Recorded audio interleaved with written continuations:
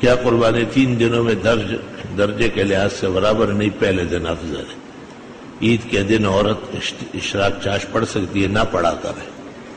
خیر القرون میں مسلمان عید سے پہلے اور عید کے بعد نوافل نہیں پڑھتے تھے۔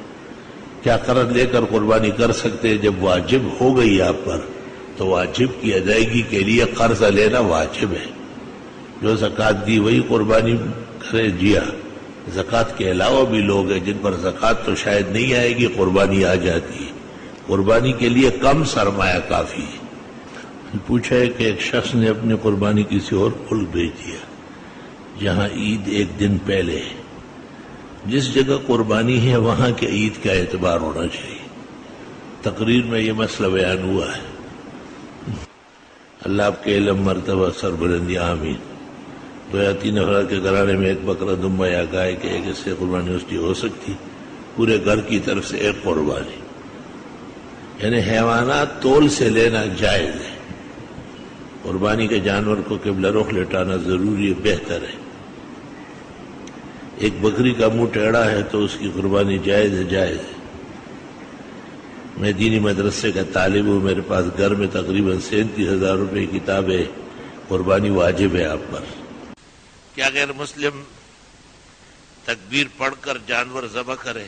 غیر مسلم نہ کہو، غیر مسلم کا ذبیحہ حرام مردار ہے۔ یہودی یا نصرانی، عیسائی یا یہودی، جب وہ اپنے مذہب کے مطابق ذبیحہ کر لے تو جمہور کے نزدیک وہ حلال اور جائز ہے۔ اگرچہ عبداللہ ابن عمر اور کچھ ائمہ نے اس پر اعتراض کیا ہے۔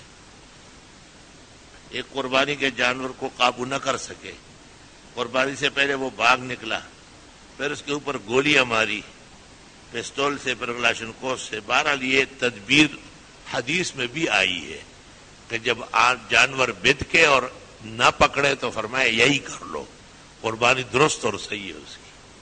آیا میں قربانی گزرنے کے بعد پتہ چلا کہ قربانی میں ایک شریک غیر مسلم کا، اب کیا حکم ہے؟ 7 کے 7 قربانیاں مردار ہو گئی، کسی کی بھی نہیں ہوئی، اور قربانی کی رقم دوبارہ غریب مسکین مسلمان کو صدقہ خیرات کرے، یعنی وقت گزرنے کے بعد قربانی کا تصدق بالقیمت ہے۔